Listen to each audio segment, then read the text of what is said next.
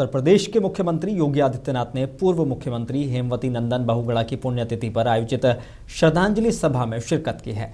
इस दौरान उन्होंने उनकी प्रतिमा पर पुष्प अर्पित कर उन्हें याद किया। सीएम योगी ने कहा कि बहुगुणा जी एक लोकप्रिय नेता, कुशल प्रशासक और स्वतंत्रता संग्राम सेनानी थे। उन्होंने सामाजिक जागरूकता और राष्ट्रीय चेतना को मजबूत करने में अहम योगदान दिया है, जिसे हमेशा याद किया जाएगा। स्वर्गीय बहुगुणा जी का जन्म तत्कालीन उत्तर प्रदेश, वर्तमान में उत्तराखंड राज्य के जनपद पौड़ी के एक छोटे से गांव में हुआ था। प्रारंभिक शिक्षा गांव में ही अर्जित करने के उपरांत उन्होंने आगे की शिक्षा के लिए प्रयागराज की भूमि को चुना। वहीं पे उच्च शिक्षा के साथ ही देश की स्वाधीनता आंदोलन के साथ एक छात्र नेता के रूप में जुड़े और निरंतर देश की स्वाधीनता के साथ ही सामाजिक जन जागरूकता और राष्ट्रीय चेतना को प्रखर रूप से आगे बढ़ाने के लिए स्वर्गीय हेमवती नंदन बहुगुणा जी ने मुख्यमंत्री योगी आदित्यनाथ मिर्जापुर पहुंचे, जहां उन्होंने विंध्याचल में मां विंध्यवासिनी के दर्शन और पूजन किए हैं। इसके बाद उन्होंने अधिकारियों के साथ वासंतिक पत नवरात्र मेला की तैयारियों की समीक्षा बैठक की है। मुख्यमंत्री ने सुरक्षा, स्वच्छता और व्यवस्थाओं को लेकर जरूरी निर्देश दिए। जिला प्रशासन ने तैयारियों की जानकारी ली है। सीएम योगी ने कहा कि नवरात्र के दौरान श्रद्धालुओं को किसी तरह की परेशानी ना हो, इसके लिए सभी इंतजाम पुख्ता किए जाएं।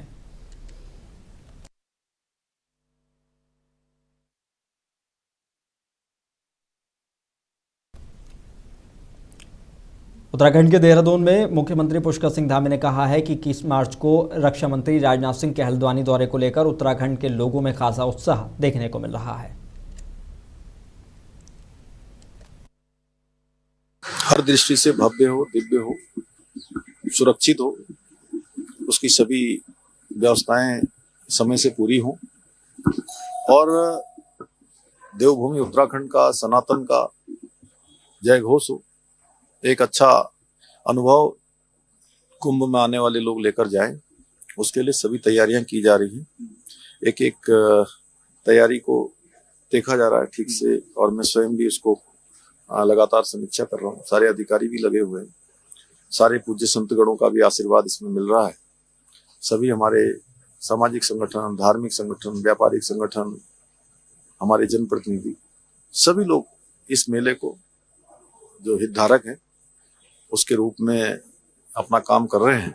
मेले को अच्छा कराने के लिए, अच्छा आयोजन हो, उसके लिए सभी लोग अपना अपना योगदान भी उसमें सुनिश्चित करने के लिए लगातार प्रतिभाग भी कर रहे हैं। माननीय राजनाथ सिंह जी हमारे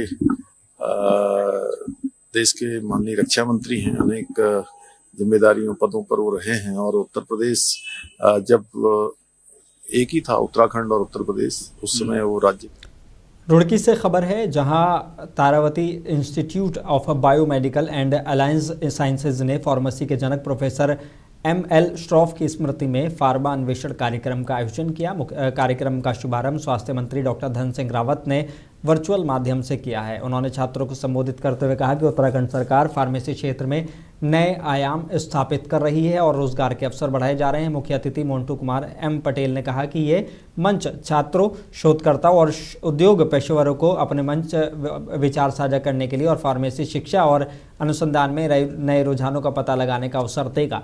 कार्यक्रम में नवाचार और शोध को बढ़ावा देने पर जोर दिया गया।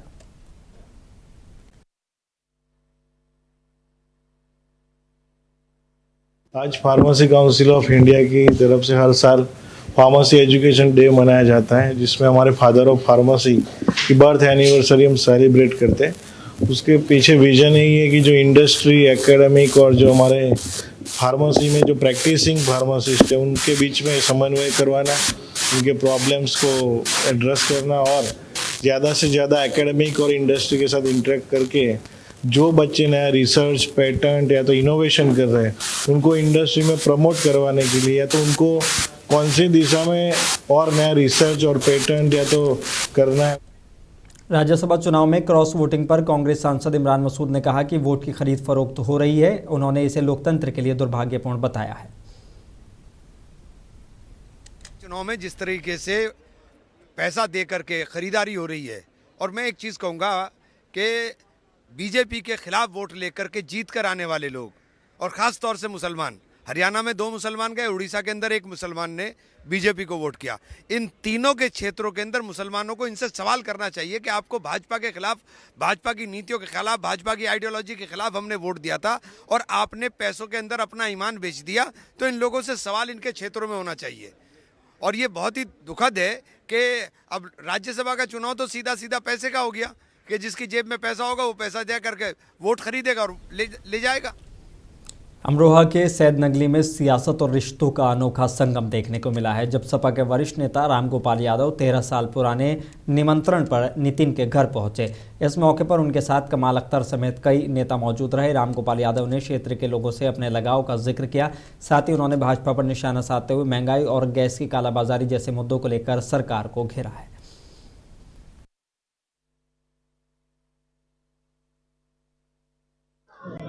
ये आज का जो प्रोग्राम है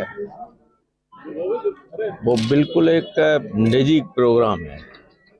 इसकी हिस्ट्री ये है कि सन 2013 में एक दिन रात को 2 बजे मेरा टेलीफोन बजा। मैंने घंटी जब उठाया फ़ोन तो मैं तो जानता नहीं था। मैं जानता हूँ कि रात में इस ऐसे वक्त पर कोई टेलीफोन करता है तो संकट में ही करता है।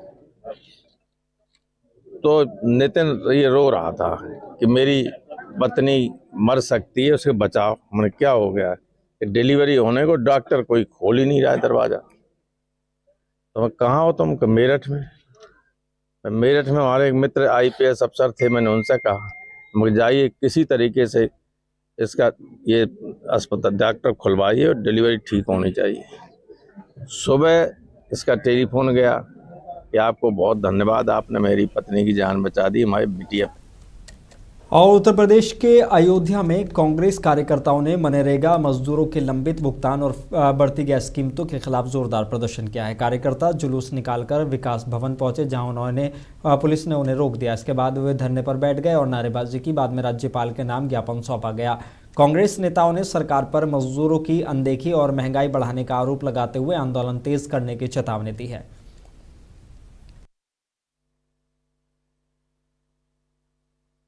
वरिष्ठ लोग हैं, इनके अपने कार्ड हैं, इनके पास पैसा है, इसी देश के निवासी हैं, इसी जिले के निवासी हैं।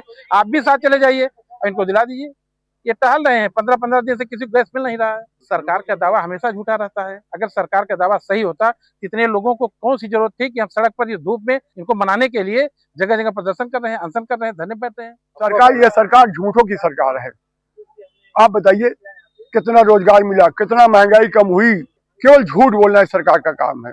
और आप बाकी आप सड़क पर उतर जाइए, देख लीजिए हालत शहर की, देख लीजिए हालत महंगाई की, देख लीजिए हालत लोगों की रोजी रोटी। प्रदेश कांग्रेस कमेटी माननीय राष्ट्रीय अध्यक्ष मुकुल खड़गे जी, प्रियंका जी, माननीय अजय राज जी, राहुल जी के निर्देशन में मनरेगा का जो एक तो नाम बदल दिया गया है, उसमें जो तमाम खामियां पैदा कर दी गई है और मनरेगा के करीब 8,000 करोड़ रुपए मजदूरी बकाया है। और जो संविदा कर्मी हमारे हैं मनरेगा के, वो तमाम जाति संप्रदाय से ताल्लुकात रखते हैं। किसी का रमजान है, ईद आने वाली है, तो ये मजदूरी ही उनके जीविकोपार्जन का साधन है। तो उस मजदूरी के अलीगढ़ में एक युवक को निजी अस्पताल के अंदर गोली मारने का मामला सामने आया है। SSP नीरज जादौन के मुताबिक घायल युवक इलाज के लिए अस्पताल आया था, तभी उसकी गर्लफ्रेंड के भाइयों ने उस पर हमला कर दिया। युवक की हालत गंभीर बताई जा रही है और उसे 24 घंटे निगरानी में रखा गया है। पुलिस ने लड़की के पिता को हिरासत में लेकर मामले की जाँच शुरू कर दी है।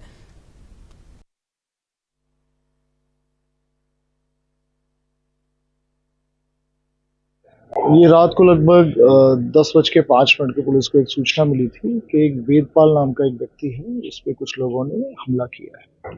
तो सूचना को पुलिस ने तत्काल अटेंड किया, वेदपाल को JNMC लेकर लाया गया, तो जहां इनका उपचार चल रहा है। मेरी डॉक्टरों से बात हुई है तो स्थिति इनकी गंभीर है, उपचार चल रहा है।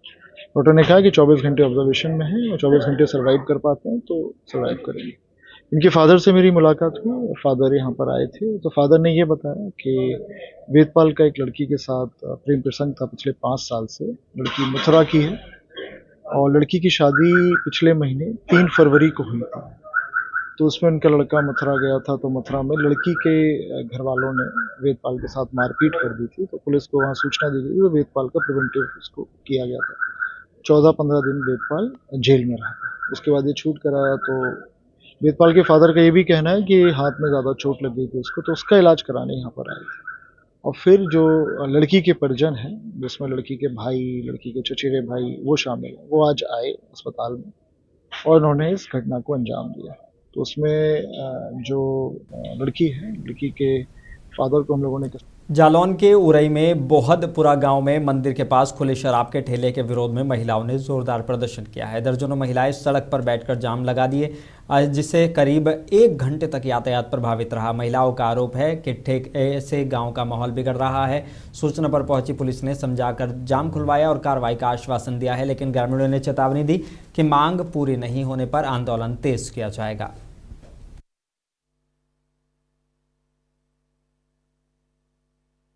यहाँ एक देशी शराब का ठेका है जो गांव के बीच में है। तो गांव की कुछ महिलाओं और व्यक्तियों पुरुषों द्वारा इस ठेके को यहाँ से नए सेशन में हटाने की मांग को लेकर के जाम लगाया गया था। वार्ता करके जाम खुलवा दिया गया। स्थिति सामान्य। सर, क्या प्रशासनिक रूप से किसी से वार्ता हुई कि जाम? वार्ता हो रही है और समस्या का समाधान भी किया जाएगा। वाराणसी में दरोगा भर्ती परीक्षा के एक सवाल को लेकर विवाद खड़ा हो गया है। पंडित शब्द से जुड़े प्रश्न पर अधिवक्ताओं ने आक्रोश जताते हुए विरोध प्रदर्शन किया और पुलिस भर्ती बोर्ड का पुतला फूंकने की कोशिश की। प्रदर्शन कर रहे वकीलों ने आरोप लगाया कि यह सवाल जानबूझकर बनाया गया है और इससे एक वर्ग की भावनाएं आहत हुई हैं। उन्होंने भर्ती बोर्ड के अध्यक्ष के खिलाफ मुकदमा दर्ज करने की मांग की है।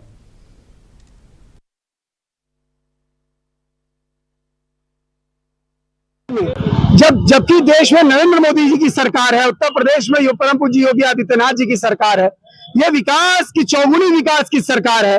उसमें पंडित श्यामा प्रसाद मुखर्जी, दीनदयाल उपाध्याय, पंडित अटल बिहारी वाजपेयी और हजारों लाखों ब्राह्मणों के द्वारा तैयार किया गया, संस्कारित की गई पार्टी, उसके रहते इस तरीके की चीजें क्यों हो रही हैं? कभी घुसखोर पंडित आ जाता है, कभी इस प्रकार की चीजें आ जाती है।